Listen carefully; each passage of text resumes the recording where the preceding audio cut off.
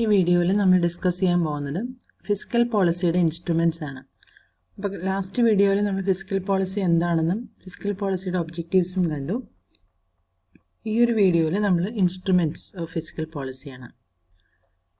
അപ്പോൾ രണ്ട് ഇൻസ്ട്രുമെൻറ്റ്സ് ആണ് മെയിനായിട്ട്. അതുകൂടാതെ ഡെഫിസിറ്റ് ഫിനാൻസിങ്ങും ഉണ്ട്. First one taxation policy, second one government expenditure policy, third deficit financing. അത് രണ്ടെണ്ണം നമുക്ക് എല്ലാവർക്കും വളരെ ഫെമിലിയർ ആയിട്ടുള്ള രണ്ട് ഇൻസ്ട്രുമെൻറ്റ്സ് ആണ്. ഒന്ന് ടാക്സേഷനും മറ്റൊന്ന് ഗവൺമെൻറ് എക്സ്പെൻഡിച്ചറും. എന്താണ് ടാക്സേഷൻ പോളിസി നോക്കാം. ടാക്സ് എന്ന് പറയുന്നത് ഗവൺമെൻറ് കളക്ട് ചെയ്യുന്ന ഫണ്ടിനെയാണ്, അല്ലെ, ഗവൺമെൻറ് പബ്ലിക്കിൻ്റെ കയ്യിൽ നിന്ന് കളക്ട് ചെയ്യുന്ന ഫണ്ടിനെയാണ് നമ്മൾ ടാക്സ് എന്ന് പറയാം. അപ്പോൾ ടാക്സ് ആണ് ഒരു ടൈപ്പ്, അതായത് ഫിസ്ക്കൽ പോളിസി എന്ന് പറയുന്നതിൽ മെയിൻ ആയിട്ടുള്ള ഒന്നാണ് ടാക്സ്. ടാക്സുകൾ രണ്ടായിട്ട് ക്ലാസിഫൈ ചെയ്തിട്ടുണ്ട്, ഡയറക്റ്റ് ടാക്സും അതുപോലെ തന്നെ ഇൻഡയറക്റ്റ് ടാക്സും. രണ്ടാമത്തെ ഫിസ്ക്കൽ പോളിസിയുടെ ഇൻസ്ട്രുമെന്റ് ആണ് government expenditure. Aggregate demand is influenced by government expenditure. On account of increase in public expenditure, there is increase in aggregate demand and vice versa. അപ്പോൾ ഗവൺമെന്റ് എക്സ്പെൻഡിച്ചർ, പബ്ലിക്കിന്റെ expenditure increase ചെയ്യുന്നതിനനുസരിച്ച് aggregate ഡിമാൻഡും increase ചെയ്യും. Government expenditure കൂട്ടുമ്പോഴാണ്, അല്ലെ, ഗവൺമെന്റിന്റെ public എക്സ്പെൻഡിച്ചറുകൾ government increase ചെയ്യുമ്പോൾ, പബ്ലിക്കിന് വേണ്ടിയുള്ള ചെലവുകൾ കൂട്ടുമ്പോൾ, പബ്ലിക്കിന് വേണ്ടി ഗവൺമെന്റ് കുറേ കാര്യങ്ങൾ ചെയ്യുന്നതിന്റെ ഭാഗമായിട്ടാണ് ആളുകൾക്ക് എംപ്ലോയ്മെന്റ് കിട്ടുന്നതും അതിൽ നിന്ന് അവർക്ക് ഇൻകം കിട്ടുന്നതും. ഇൻകം ഉണ്ടെങ്കിൽ മാത്രമേ അവർക്ക് കമ്മോഡിറ്റീസ് ഡിമാൻഡ് ചെയ്യാനും സാധിക്കുള്ളൂ. അപ്പോൾ രണ്ട് രീതിയിൽ, ഒന്ന് ടാക്സേഷൻ എന്ന് പറഞ്ഞു കഴിഞ്ഞാൽ ഗവൺമെന്റ് പബ്ലിക്കിൽ നിന്ന് കളക്ട് ചെയ്യുന്നതാണ്, അല്ലെ, ഗവൺമെന്റ് പബ്ലിക്കിൽ നിന്ന് കളക്ട് ചെയ്യുന്ന ഫണ്ട് കളക്ട് ചെയ്യുന്നതാണ് ടാക്സേഷൻ. വീണ്ടും പബ്ലിക്കിലേക്ക് അവരുടെ ഇൻകത്തിലേക്ക് മണി ഫോർവേഡ് ചെയ്യുന്നതാണ് നമ്മുടെ ഗവൺമെന്റ് എക്സ്പെൻഡിച്ചർ. ക്ലിയർ ആയോ? ഇപ്പോൾ ടാക്സേഷൻ എന്ന് പറയുന്നത് ഗവൺമെന്റ് പബ്ലിക്കിൽ നിന്ന് കളക്ട് ചെയ്യുന്ന ഫണ്ട്, പബ്ലിക്കിൽ നിന്ന് കളക്ട് ചെയ്യുന്ന ഫണ്ടിനെയാണ് ടാക്സ്. തിരിച്ച് ഈ ഫണ്ടിനെയാണ് ഗവൺമെന്റ് പബ്ലിക് എക്സ്പെൻഡിച്ചർ എന്നുള്ള ഫോമിൽ, പബ്ലിക് എക്സ്പെൻഡിച്ചറിന്റെ ഫോമിൽ, പബ്ലിക് എക്സ്പെൻഡിച്ചർ എന്ന് പറഞ്ഞാൽ പല ടൈപ്പ് ഉണ്ട്, പല പ്രോജക്റ്റുകളായിട്ടും ഗവൺമെന്റ് പ്രോജക്റ്റുകളായിട്ട്. അപ്പോൾ അതുവഴി ആളുകൾക്ക് എംപ്ലോയ്മെന്റ് കിട്ടും, അതുവഴി അവരുടെ ഇൻകം ഇൻക്രീസ് ചെയ്യും, അവരുടെ കമ്മോഡിറ്റീസ് ഡിമാൻഡ് ചെയ്യാനുള്ള അവരുടെ പർച്ചേസിങ് പവർ ഇൻക്രീസ് ചെയ്യും. അങ്ങനെ ഇക്കോണമീനെ വീണ്ടും ഒരു ഇക്കണോമിക് ആക്ടിവിറ്റീസ് എല്ലാം ജനറേറ്റ് ചെയ്യാൻ, അല്ലെങ്കിൽ എല്ലാത്തിനും ആക്റ്റീവ് ആക്കാനായിട്ടും സാധിക്കും. അപ്പോൾ അതുപോലെയുള്ള അതിനെയാണ് നമ്മൾ ഫിസ്ക്കൽ പോളിസി എന്ന് പറയാം. അപ്പോൾ അതിൽ മൂന്നാമത്തെയാണ് ഡെഫിസിറ്റ് ഫിനാൻസിങ്. ഡെഫിസിറ്റ് ഫിനാൻസിങ് എന്ന് പറഞ്ഞു കഴിഞ്ഞാൽ നമുക്കറിയാം, ബഡ്ജറ്റ്, ഗവൺമെന്റിന്റെ ബഡ്ജറ്റ് പല രീതിയിലും ബഡ്ജറ്റ് വരാം. ബഡ്ജറ്റ് ചിലപ്പോൾ ബാലൻസ്ഡ് ബഡ്ജറ്റ് ആയിട്ട് വരാം, ചിലപ്പോൾ ബഡ്ജറ്റ് ഡെഫിസിറ്റ് ആവാം, ചിലപ്പോൾ സർപ്ലസ് ബഡ്ജറ്റ് ആവാം. ഓക്കെ, അപ്പോൾ ഒരു ഡെഫിസിറ്റ് ബഡ്ജറ്റ് ആണെങ്കിൽ, ബാലൻസ്ഡ് ബഡ്ജറ്റ് ആണെങ്കിൽ നമുക്കറിയാം അവിടെ റവന്യൂ സൈഡും അതുപോലെ എക്സ്പെൻഡിച്ചർ സൈഡും ഈക്വൽ ആയിരിക്കും, അല്ലേ.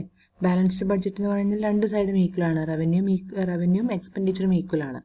സർപ്ലസ് ആണെങ്കിൽ, സർപ്ലസ് ബഡ്ജറ്റ് എന്ന് പറഞ്ഞു കഴിഞ്ഞാൽ എന്തായിരിക്കും കൂടുതൽ, റവന്യൂ സൈഡ് കൂടുതലായിരിക്കും, ഗവൺമെന്റിനെ സംബന്ധിച്ച് ഇൻകം കൂടുതലായിരിക്കും, എക്സ്പെൻഡിച്ചർ കുറവായിരിക്കും. അതേസമയം ഡെഫിസിറ്റ് ബഡ്ജറ്റ് എന്ന് പറഞ്ഞു കഴിഞ്ഞാൽ ഇൻകം സൈഡ് കുറവായിരിക്കും, ഗവൺമെന്റിന്റെ എക്സ്പെൻഡിച്ചർ സൈഡായിരിക്കും കൂടുതൽ. അപ്പോൾ ഡെഫിസിറ്റ് ബഡ്ജറ്റിനെ ഓവർകം ചെയ്യാൻ വേണ്ടിയിട്ടുള്ള ഫിനാൻസിങ്, അല്ലെങ്കിൽ അതിനെ ഫിനാൻസ് ചെയ്യാനുള്ള ഒരു സിസ്റ്റമാണ് ഡെഫിസിറ്റ് ഫിനാൻസിങ്. അപ്പോൾ ഡെഫിസിറ്റ് ഫിനാൻസിങ് ചെയ്തു കഴിഞ്ഞാൽ ആളുകളുടെ ഇൻകം ഇൻക്രീസ് ചെയ്യും. ഇൻകം ഇൻക്രീസ് ചെയ്ത് കഴിഞ്ഞാൽ ഓട്ടോമാറ്റിക്കായിട്ട് അവരുടെ ഡിമാൻഡും ഇൻക്രീസ് ചെയ്യും. ഡിമാൻഡ് എന്ന് പറഞ്ഞാൽ അഗ്രിഗേറ്റ് ഡിമാൻഡ്, ടോട്ടൽ ഡിമാൻഡും ഇൻക്രീസ് ചെയ്യും. മെയിനായിട്ട് 3 ഇൻസ്ട്രുമെന്റ്സ് ആണ് ഫിസ്ക്കൽ പോളിസിയുടെ. 1 taxation, 2 government expenditure, 3 deficit financing. ഇനി നമ്മൾ കാണുന്നത് ഫിസ്ക്കൽ പോളിസിയും സ്റ്റെബിലൈസേഷനും തമ്മിലുള്ള ഒരു റിലേഷൻഷിപ്പാണ്. Fiscal policy and inflation. Decrease in public expenditure. One of the main cause of inflation is the increase in government expenditure. അപ്പോൾ ആദ്യം ഫിസ്ക്കൽ പോളിസി ആൻഡ് ഇൻഫ്ലേഷനിൽ ഫസ്റ്റ് ചെയ്യേണ്ടത് പബ്ലിക് എക്സ്പെൻഡിച്ചർ കുറയ്ക്കാം. പബ്ലിക് എക്സ്പെൻഡിച്ചർ കഴിഞ്ഞാൽ ഗവൺമെന്റ് ചെയ്യുന്ന എക്സ്പെൻഡിച്ചറുകൾ, ഗവൺമെന്റിന്റെ എക്സ്പെൻഡിച്ചർ സൈഡ് ഡിക്രീസ് ചെയ്യുക. അങ്ങനെ ചെയ്യുമ്പോൾ തന്നെ നമ്മുടെ ഇക്കോണമിയിലുള്ള ഇൻഫ്ലേഷൻ മാറിക്കിട്ടും, ആളുകളുടെ കയ്യിലുള്ള ഇൻകം കുറയും, അങ്ങനെ ഇൻഫ്ലേഷൻ മാറി ഇക്കോണമീനൊന്ന് സ്റ്റെബിലൈസ് ചെയ്യാനായിട്ട് സാധിക്കും. രണ്ടാമത് ഇൻക്രീസ് ഇൻ ടാക്സ്. രണ്ടാമതായിട്ട് ചെയ്യേണ്ടത് ഇൻഫ്ലേഷൻ കൺട്രോൾ ചെയ്യാനായിട്ട്, ഇൻഫ്ലേഷൻ കൺട്രോൾ ചെയ്ത് ഇക്കോണമിയെ സ്റ്റെബിലൈസ് ചെയ്യാനായിട്ട് രണ്ടാമത് ചെയ്യേണ്ട കാര്യം ടാക്സ് കൂട്ടുക. ഗവൺമെന്റ് പുതിയ ടാക്സുകൾ ലെവി ചെയ്യുക, ന്യൂ ടാക്സുകൾ ലെവി ചെയ്യുക, അല്ലെങ്കിൽ എക്സിസ്റ്റിംഗ് ടാക്സിന് ഇൻക്രീസ് ചെയ്യുക. ഓൾറെഡി ഉള്ള ടാക്സുകളെ ഇൻക്രീസ് ചെയ്യുക, അല്ലെങ്കിൽ പുതിയ ടാക്സുകൾ ലെവി ചെയ്യുക. ഇങ്ങനെ ചെയ്യുന്നത് വഴിയും നമ്മുടെ ഇക്കോണമിയിലുള്ള ഇൻഫ്ലേഷൻ മാറി ഇക്കോണമി സ്റ്റെബിലൈസ് ആയിക്കോളും. അപ്പോൾ അതാണ് നമ്മുടെ രണ്ട് പോയിന്റ്സ്. ഇനി നമുക്ക് പറയാനുള്ളത് delay in the payment of all debts.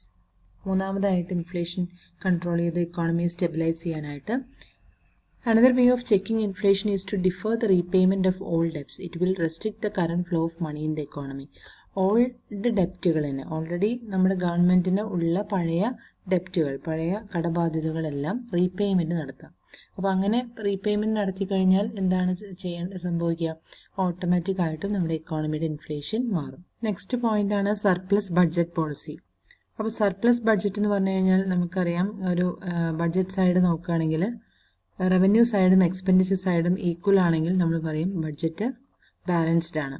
അതേസമയം സർപ്ലസ് ബഡ്ജറ്റ് എന്ന് പറയുകയാണെങ്കിൽ അവിടെ റവന്യൂ സൈഡായിരിക്കും എക്സ്പെൻഡിച്ചറിനേക്കാൾ കൂടുതൽ റവന്യൂ ആയിരിക്കും. റവന്യൂ കൂടുതലാണെങ്കിൽ നമ്മൾ ആ ബഡ്ജറ്റിന് സർപ്ലസ് ബഡ്ജറ്റ് എന്ന് പറയാം.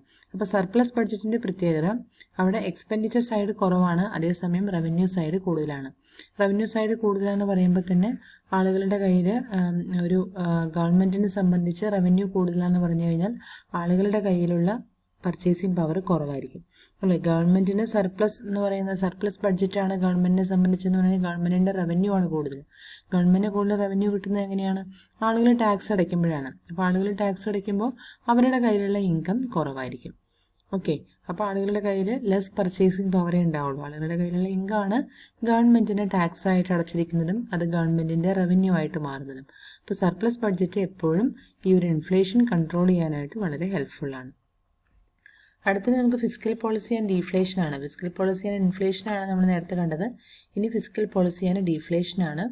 അതിൽ നമുക്ക് മെയിനായിട്ടും ഇൻക്രീസ് ഇൻ ഗവൺമെൻറ് എക്സ്പെൻഡിച്ചർ. നേരത്തെ നമ്മൾ ഇൻഫ്ലേഷനിൽ കണ്ടതെന്നാണ് ഗവൺമെൻറ് എക്സ്പെൻഡിച്ചർ ഡിക്രീസ് ചെയ്യണം, കുറയ്ക്കണം എന്ന് പറഞ്ഞു അല്ലേ. ഇൻഫ്ലേഷൻ കൺട്രോൾ ചെയ്യാനായിട്ട് ഗവൺമെൻറ് എക്സ്പെൻഡിച്ചർ കുറയ്ക്കണം.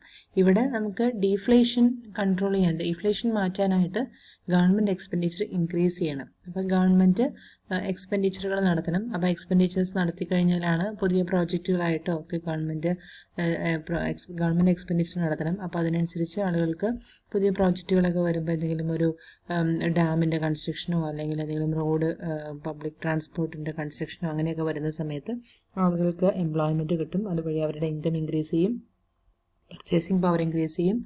ഇക്കോണമി ഒരു ഡീഫ്ലേഷൻ കണ്ടീഷനിൽ നിന്ന് മാറി സ്റ്റെബിലൈസ് ആവും. ഓക്കെ, രണ്ടാമത്തെ വേ എന്ന് പറയുന്നത് ഡിക്രീസ് ഇൻ ടാക്സ് ആണ്. ടാക്സ് കുറയ്ക്കാം അല്ലേ. ഒരു ഡിപ്രഷനുള്ള സമയത്ത് അല്ലെങ്കിൽ ഡിഫ്ലേഷനുള്ള സമയത്ത് ടാക്സ് ഗവൺമെൻറ്റിന് കുറയ്ക്കാം. ടാക്സ് കുറയ്ക്കുമ്പോൾ ആളുകളുടെ കയ്യിലുള്ള ഇൻകം ഇൻക്രീസ് ചെയ്യും, ആളുകളുടെ പർച്ചേസിങ് പവർ ഇൻക്രീസ് ചെയ്യും. അപ്പോൾ അത് തന്നെ നമുക്കറിയാം ഒരു ഇക്കോണമിയെ സ്റ്റെബിലൈസ് ചെയ്യാനായിട്ട് ഹെൽപ്ഫുള്ളാണ്. അതുപോലെ price support policy. Price support policy എന്ന് പറഞ്ഞു കഴിഞ്ഞാൽ during depression prices fall heavily. ഡിപ്രഷൻ്റെ സമയത്ത് പ്രൈസ് വളരെയധികം കുറയാനായിട്ടുള്ള ചാൻസ് ഉണ്ട്.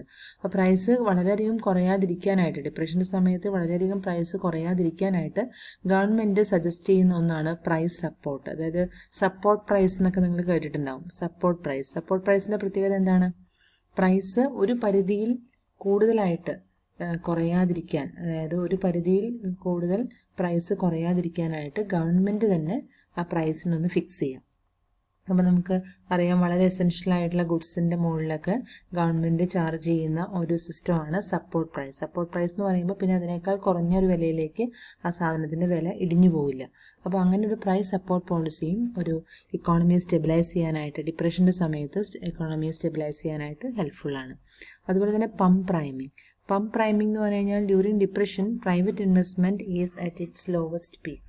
To increase at public investment become very essential. ഡിപ്രഷൻ്റെ സമയത്ത് ആരും തന്നെ ഇൻവെസ്റ്റ്മെൻറ്റ് നടത്താനായിട്ട് തയ്യാറാവില്ല അല്ലേ. ഡിപ്രഷൻ്റെ സമയത്ത് ഇക്കണോമിക് ആക്ടിവിറ്റീസ് ഒക്കെ ഡള്ളാണ്. ആ ഒരു സമയത്ത് ആരും കൂടുതലായിട്ട് ഇൻവെസ്റ്റ് ചെയ്യാനായിട്ട് ആരും വില്ലിങ് ആയിരിക്കില്ല. അപ്പോൾ അതുകൊണ്ട് തന്നെ ഗവൺമെൻറ് തന്നെ പബ്ലിക് ഇൻവെസ്റ്റ്മെൻറ്റ് തന്നെ വളരെ ഇമ്പോർട്ടൻ്റ് ആണ്. ഗവൺമെൻറ് തന്നെ ഇൻവെസ്റ്റ്മെൻറ്റ് നടത്തണം. അപ്പോൾ അങ്ങനെയുള്ള ഇൻവെസ്റ്റ്മെൻറ്റുകളെയാണ് നമ്മൾ പറയുന്നത് പമ്പ് പ്രൈമിംഗ്. ഓക്കെ, ഗവൺമെൻറ്റിൻ്റെ അല്ലെങ്കിൽ പബ്ലിക് ഇൻവെസ്റ്റ്മെൻറ്റിനെയാണ് പമ്പ് പ്രൈമിംഗ് എന്ന് പറയുന്നത്. അപ്പോൾ നമുക്കിവിടെ നമ്മൾ ഡിസ്കസ് ചെയ്ത കാര്യങ്ങൾ ഫിസ്ക്കൽ പോളിസി മെയിനായിട്ടുള്ള ഇൻസ്ട്രുമെൻറ്റ്സ് ആണ്. മെയിനായിട്ട് 3 ഇൻസ്ട്രുമെൻറ്റ്സ് ആണുള്ളത്. ഒന്ന് ടാക്സേഷൻ, മറ്റൊന്ന് ഗവൺമെൻറ് എക്സ്പെൻഡിച്ചർ, മറ്റൊന്ന് ഡെഫിസിറ്റ് ഫിനാൻസിങ്. അപ്പോൾ അതിൽ ഫിസ്ക്കൽ പോളിസി ആൻഡ് സ്റ്റെബിലൈസേഷൻ എന്നുള്ളതിൽ നമ്മൾ 2 പോയിന്റ്സ് കണ്ടു. ഫിസ്ക്കൽ പോളിസി ആൻഡ് ഇൻഫ്ലേഷനും ഫിസ്ക്കൽ പോളിസി ആൻഡ് ഡീഫ്ലേഷനും. ഇൻഫ്ലേഷൻ്റെ സമയത്ത് എന്തൊക്കെയാണ് ചേഞ്ചസ് വരുന്നത്? ഗവൺമെൻറ് എക്സ്പെൻഡിച്ചർ ഡിക്രീസ് ചെയ്യുകയും അതുപോലെ തന്നെ ടാക്സ് കൂട്ടും, അതുപോലെ ഓൾഡ് ഡെപ്റ്റുകളൊക്കെ റീപേയ്മെൻറ്റ് നടത്തും. അതുപോലെ സർപ്ലസ് ബഡ്ജറ്റ് പോളിസി ഫോളോ ചെയ്യും. ഡിഫ്ലേഷൻ്റെ സമയത്ത് ഗവൺമെൻറ് എക്സ്പെൻഡിച്ചർ ഇൻക്രീസ് ചെയ്യും, അന്നേരമാണ് ആളുകളുടെ കയ്യിൽ ഇൻകം ഉണ്ടാവുള്ളൂ. അതിന് ടാക്സ് ഗവൺമെൻറ് കുറയ്ക്കും. പ്രൈസ് സപ്പോർട്ട് പോളിസി ഇംപ്ലിമെൻറ്റ് ചെയ്യും. പമ്പ് പ്രൈമിങ്, അതായത് പബ്ലിക് ഇൻവെസ്റ്റ്മെൻറ്റിന് ഇമ്പോർട്ടൻസ് കൊടുക്കും. അപ്പോൾ അത്തരം കാര്യങ്ങളാണ് നമ്മൾ ഈ ഒരു വീഡിയോയിൽ ഡിസ്കസ് ചെയ്യുന്നത്. അപ്പോൾ എല്ലാവരും ഈ 2 വീഡിയോയിലായിട്ട്, ഫസ്റ്റ് വീഡിയോയിൽ നമ്മൾ ഫിസിക്കൽ പോളിസി എന്താണെന്നും ഒബ്ജക്റ്റീവ്സും, രണ്ടാമത്തെ വീഡിയോയിൽ ഇൻസ്ട്രുമെൻറ്റ്സ് ഓഫ് ഫിസിക്കൽ പോളിസിയാണ് ഡിസ്കസ് ചെയ്തത്.